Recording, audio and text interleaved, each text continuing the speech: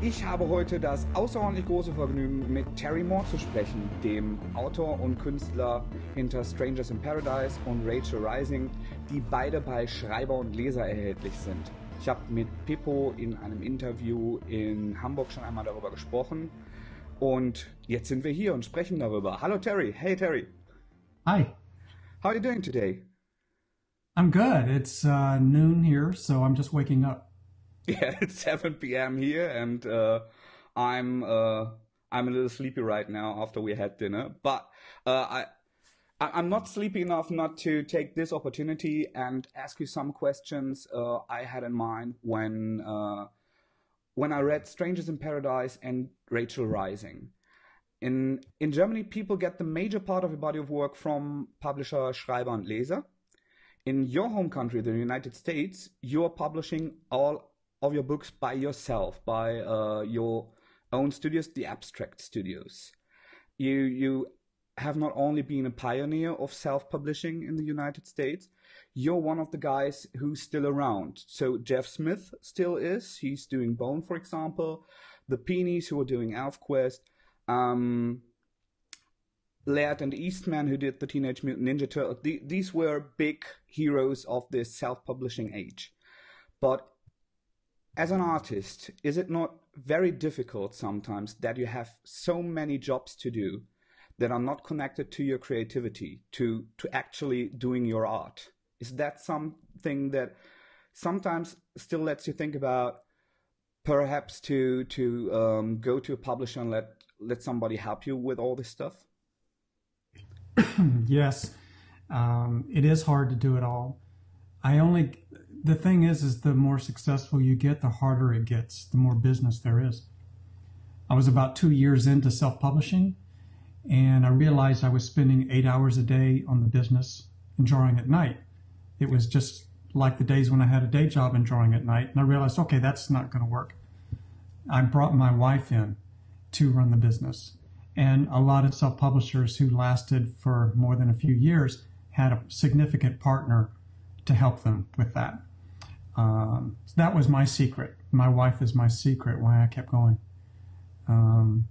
But yes, the temptation has always been there to find, you want a father figure to come find your potential and lift you up and take care of you and give you security and a retirement plan and make you big. It's a dream of every writer, but every time I've tried twice now to get another publisher, I find that I lose money. I don't need them to print the book. I need them to do the PR. And anybody can print a book.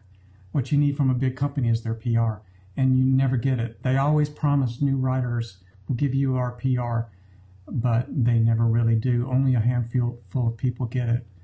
So I've done better sticking with self-publishing. I get this, but why do you think there are so many great artists in the United States that do self-publishing right now, or Kickstarter's also very popular among comic artists? Why do you think is it that the self-publishing still is very popular right now in America? But when artists go overseas, when they come to Europe, when I look at Germany, all these projects are published by a professional publisher. Is this because the artists can't handle the extra workload of the overseas publishing, or is it that Germans tend to do it different? I think it's both those reasons. When I first entered the German market, I was with a guy who was doing a publishing out of his house.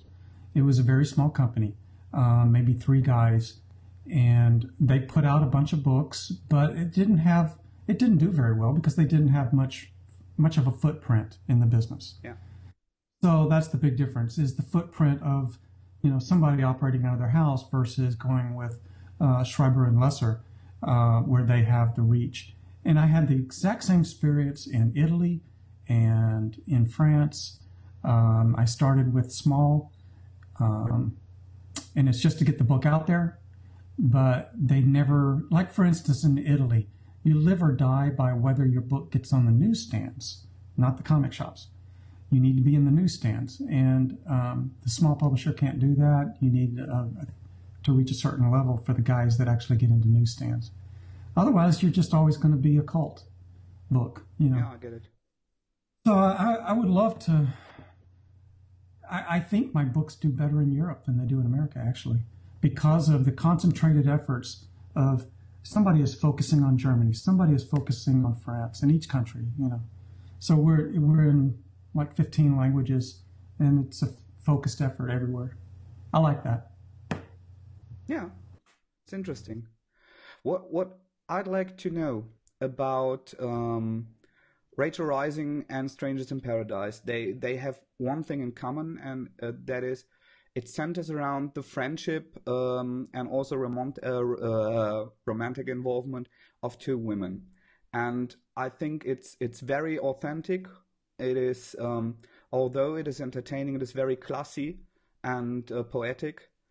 But how can a man who is obviously, you just told us about your wife who's helping you, who's into a relationship with a woman, how can a man know about these intimate structures of female friendships? What was your inspiration for this?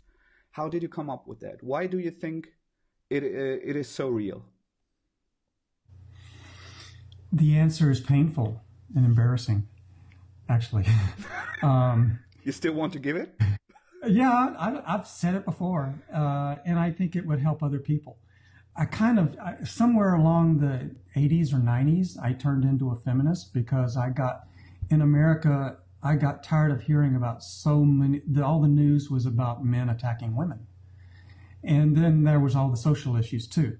But mostly it was the violence, the crime, that I just grew tired of. And I started thinking along the lines of a woman walking on this planet full of men, and men are like this predator species to them sometimes. So there's these women trying to navigate their lives and live like a human being, and they're always have to be on guard for where's the next predator coming from. And it could be on the street, it could be the guy you meet at the bar. So it's not the way guys think at all. I go to the store and I think if somebody messes with me, I'll kill them. But a woman goes to the store and thinks if somebody messes with me, what will I do? You know, who is my backup? Who's my friend? I got to have my phone. I got to have my taser. I got to have my whatever. Got to watch the parking lot. So once you start putting your mind in the woman's role and think about what she has to deal with, I couldn't get it out of my mind. So it quickly turned me into, I was just thinking, well, I'm on their side. I feel for that. I have a lot of empathy for that. But so I started thinking about stories where women put women in the role of the hero. Why is a Tom Cruise movie star Tom Cruise? Why doesn't it star Katherine Heigl? You know, I mean, I grew tired of the hero's journey always being about the man, you know. So I really just kind of took all the tropes of literature and everything, and I just turned it upside down and miscast it. So Strangers in Paradise is a love triangle, and it's two girls and a guy, and I just had them swap scripts so that the rebel guy becomes the girl next door becomes the guy, and then there's, you know, so, and they're still saying the same things in their romantic arguments, but it's coming out of the wrong mouth, and it's a lot more interesting. If we listen to Einstein explain his theory, you go, okay. But if you hear an 8-year-old explain Einstein's theory, you pay attention. Same words, different mouth. So I had this in my mind, this desire, this creative desire to make stories that way. And then at the same time, I started, this is the embarrassing part, I started to lose my hair. And I noticed that when I was younger and was all hairy and cute, you know, you're always, if you're at a table full of people are paying attention to you, you're always on. I didn't really hear what people said because I was always talking. When I lost my hair, I became invisible at the table, and women stopped paying attention to me. And suddenly I spent the next few years listening and I heard the conversations, and they would say things that they never would have said to me when I was 21. But now that I was 30 and bald, I'm no threat. So, they would open up their heart and talk to each other and ignore me like I wasn't even there. And I got to hear more about the reality behind the face, what they were talking about, how they really felt about their guy, how they really felt about their future. I don't know. And after that, it was just like I was an actor who could plug in. I had worn somebody else's shoes. It's like an actor is this in one movie and he's totally different in another movie, but he's the same person, the same actor. So in real life, I'm a guy, but when I need to write the story, I can plug in. I don't know how. It just came through a lifetime of observation and desire and pain and isolation and thinking about it, processing. That's the true answer. I find that very interesting and not embarrassing at all. And first, you started to when Americans ask me why I do it, I just say I like to draw boobs. So Germany knows the truth. America knows what they want to hear. So, but the interesting, it was a little bit painful to me because I'm 33 right now and starting to lose my hair. So It's all downhill from here, bud. Thank you very much, sir. But I'm married to a very beautiful wife who's helping me with my stuff very well. So I see you're lucky, and I still have a future, I think. But the first thing that came to my mind when you were starting to tell the story about basically swapping the gender of the heroes, of the characters, was that Angelina Jolie was asked, I don't know if you read that, if she'd like to play a Bond girl in the upcoming Bond movie, who will feature Idris Elba, I think, as James Bond. What was a diversity discussion as well. And Angelina Jolie said, hell no, but I'd play Bond. Yeah. And this is what came to my mind, and I think it's a great answer. So basically, it's the combination of empathy, observation, and swapping characters. I did this on my own. I got there on my own because this was not the way people thought when I started my comic career. But the world has certainly caught up, and everybody's flipping everything now. Yeah. And it certainly makes life more interesting. Absolutely. and more reasonable too. I think before the last 10 years of flipping, we were just living with these old male standards that had been there for a long time, generation after generation. So I'm glad we finally rejected it. It was about time. It absolutely is. I don't know if you're familiar with many modern TV shows, like, for example, the Netflix TV shows of the new Marvel Netflix TV shows. I just watched Jessica Jones, which is also a lot about the role of the woman as a victim and the man as a classic aggressor, and how this is swapped and turned around. And I also loved watching Orange is the New Black.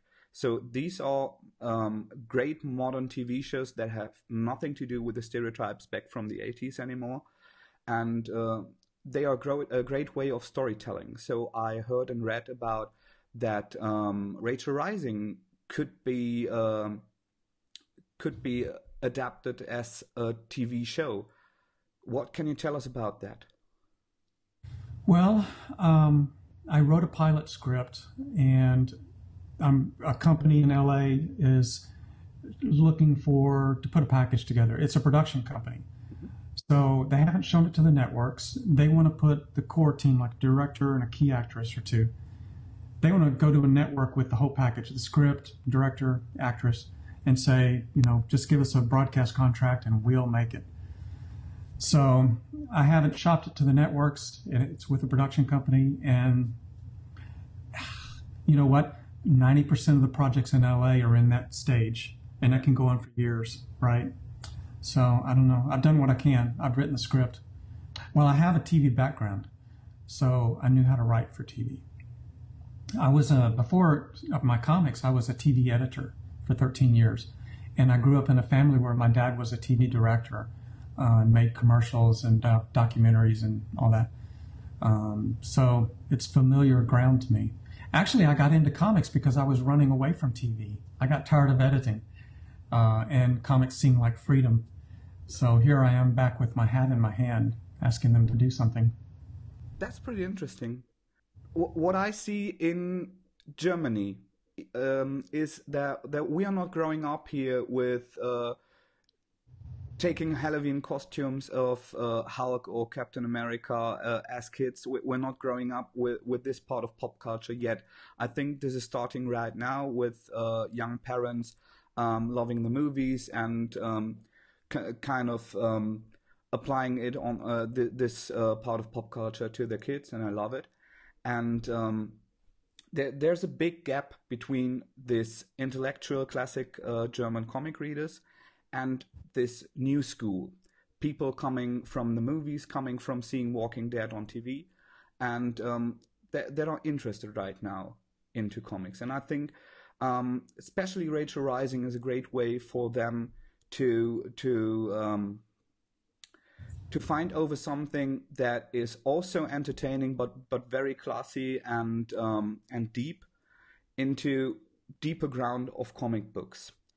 But you are also familiar with superhero books, and I just read that doing my research. There's a teenage Marvel series that I really loved reading that is called Runaways, that was started by Joss Whedon.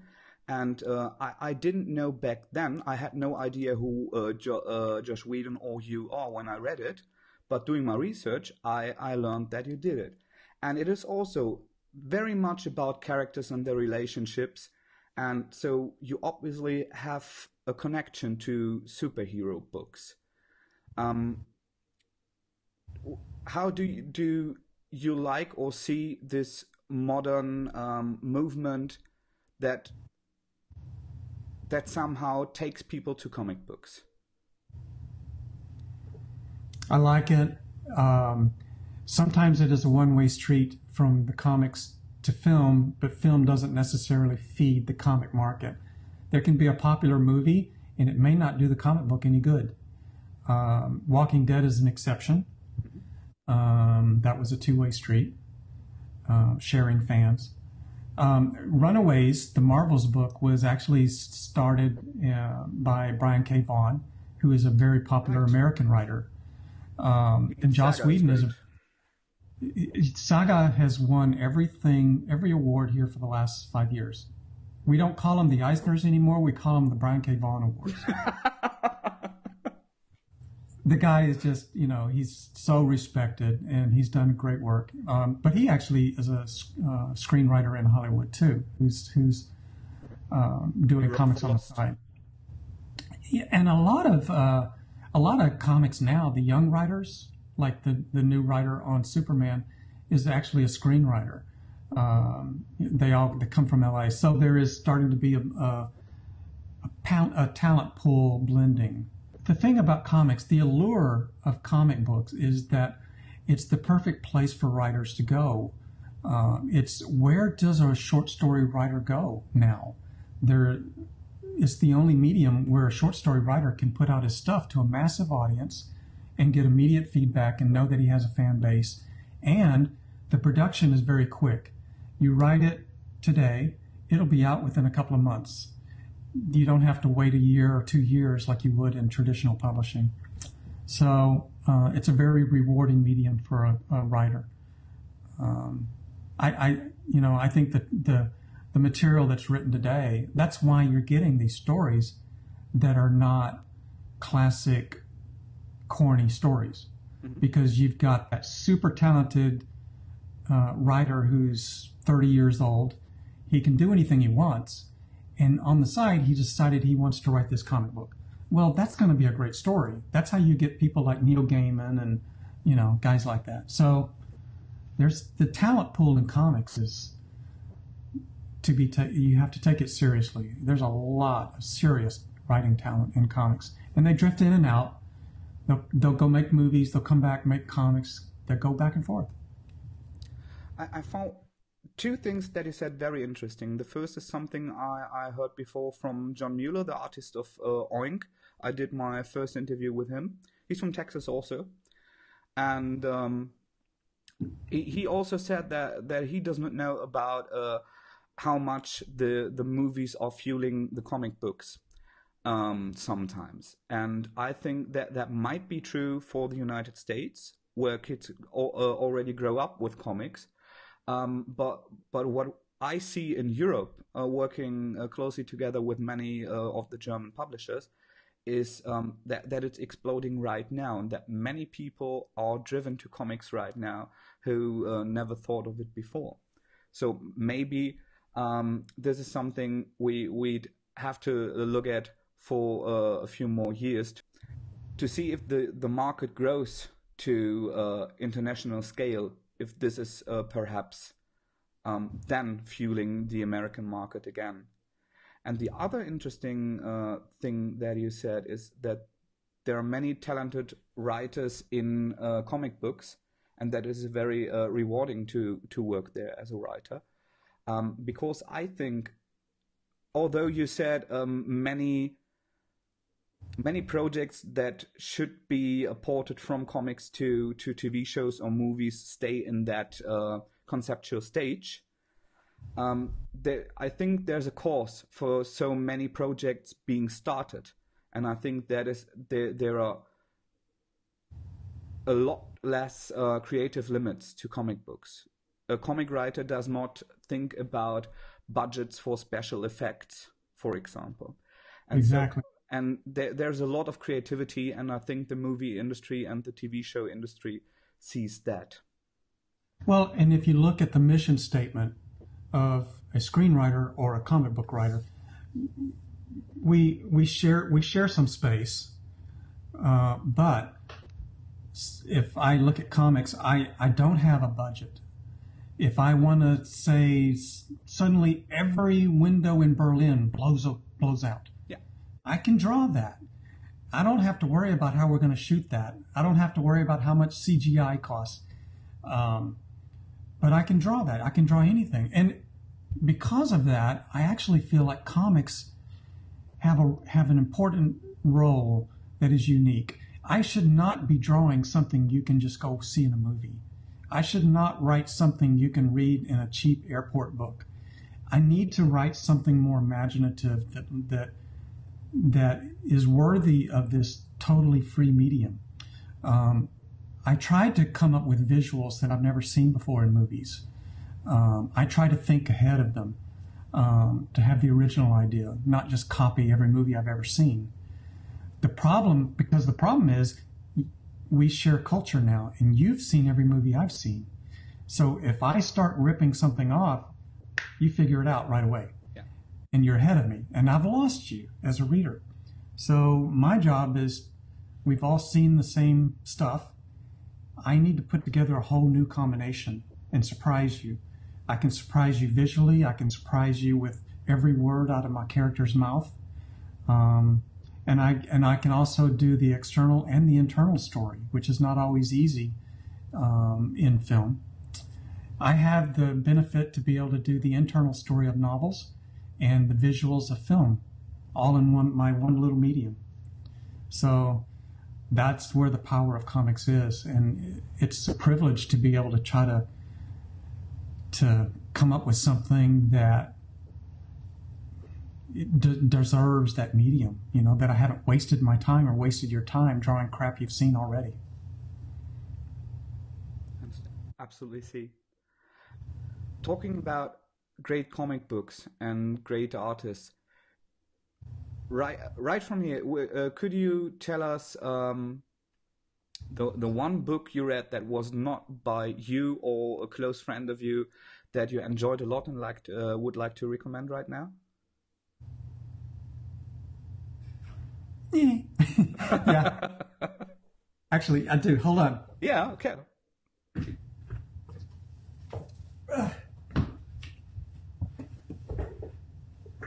This one.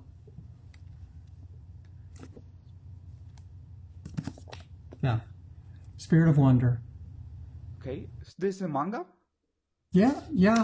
It's manga, but it's just well. Actually, this one is the Japanese version. I have the English version, came out through Dark Horse. Yeah. But the story is the most charming thing I've ever read in my life. It's just perfect. And what we were talking about, a woman runs a boarding house in Japan, and she can't collect rent from her renters. And the stuff that goes on between them and her personality is just, it charmed me to no end. So it became my favorite book. I read this like 15 years ago, and it was big in Japan. Just like that song. Yeah, and it's easy when you're big in Japan. Yeah. But yeah, it's to this day, you know, that shows how charming comics can be just for entertainment. It's really entertaining. And it had, you know, I was saying, give me visuals I've never seen in a movie. Did it. It did. Never heard of it before, but I'll definitely write it down because if you say it is charming, I read your work and found that some of the most charming stuff I have ever read and very touching, but never getting cheesy. It really great. The one thing I haven't read yet, it has not been released in German, is Echo. Are there any plans to release Echo in Germany? Yes, I'm sure. My publisher, Schreiber and Lesser, they've been going through my catalog. I've just got, you know, a lot of stuff after all these years, and I'm sure we will get to that. They wanted to get all the way through Strangers in Paradise. They wanted to jump onto Rachel while I'm in my production period, and then Echo is, I'm sure, in the future. Yeah, I'm looking forward to this, and I think they had quite a pace when releasing your books. It's not natural that like in a 2-month row titles are finally translated and finished for printing. So yeah, they really want to get your stuff on the shelves, obviously. I'm really happy about that. They have been tremendous, and I give them anything they ask for, of course, because it's really important to me that my books be in Germany. And I knew that they were the publisher that I needed to be with. I actually went after them. So this is all something I want a lot. And I plan on coming to Germany for a visit and doing some dates in 2017. So we're trying to get my books out and let everybody see. Oh, I hope I'll be there to meet you in person, and maybe we can talk again then. Yeah, absolutely. I'm sure that Hamburg will be part of the... You're in Hamburg, right? No, I'm not living in Hamburg. I'm living in Oberhausen, in very western Germany. So okay. Hamburg is in the north. Can I get to you by the train? Yeah, I'll get to you by the train. So Hamburg, this is like 3 hours by train. And in the United States, you're used to other distances and travel times, yeah. I think. I drive 3 hours for lunch. If it's good. No big deal. Yeah. Terry, it was such a pleasure to meet you. Thank you. And I really hope we'll meet again. Thank you. I'm sure we will. Bye-bye. Bye.